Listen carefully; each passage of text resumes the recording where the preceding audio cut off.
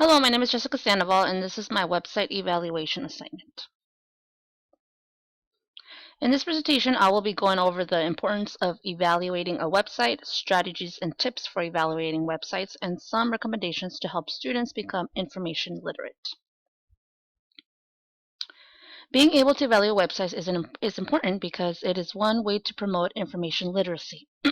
In Dr. Green's web evaluation article, he mentions that there is a lot of information on the web and that it is good to practice being cautious. The reason for this is that information found on the web is not always factual. Therefore, it is important to be able to determine the difference between what is fact, opinion, or false claims.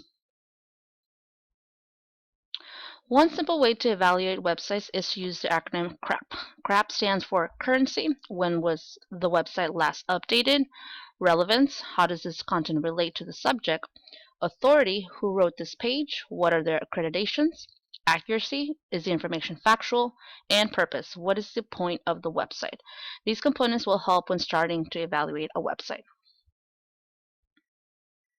However, if one wishes to go more in depth to determine if a website is credible, one could use Dr. Green's framework. To start, one looks at the purpose of intent. This is one of CRAP's components, but the framework goes more in depth and looks at the why. Why is the information being presented the way it is, and who is the website trying to reach? Further, under the purpose, one can look at the domain to get additional information.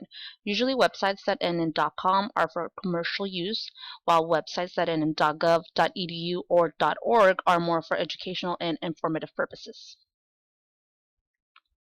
The second part of Dr. Green's framework includes looking at the content of the website. In addition to the CRAP components of currency, accuracy, and authority, one should take into consideration the scope of the content. Is there in-depth information?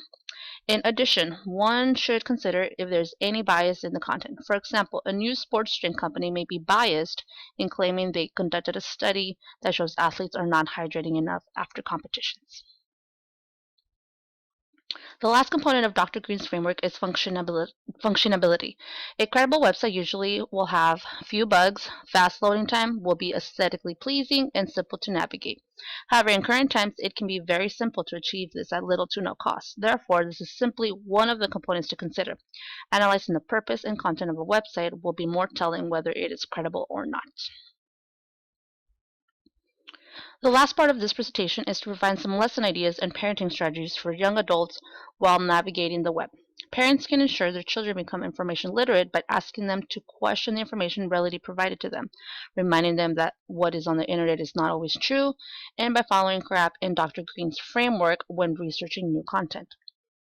As a teacher, one could provide simple lessons for the students, such as the one we completed in this class, which was to pair up two different websites, one more credible than the other, and compare the differences while following CRAP and the framework.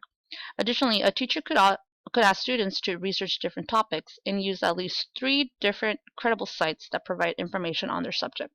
The sites must follow CRAP and Dr. Green's framework. In conclusion, it is imperative that users of the internet, particularly students who conduct research, continually develop their information literacy. The reason being is that there's much information on the web that is not always factual. Learning to think critically and learning to determine what sites are credible by following different guidelines will help users become more knowledgeable. Ways to evaluate websites include CRAP and using Dr. Green's framework.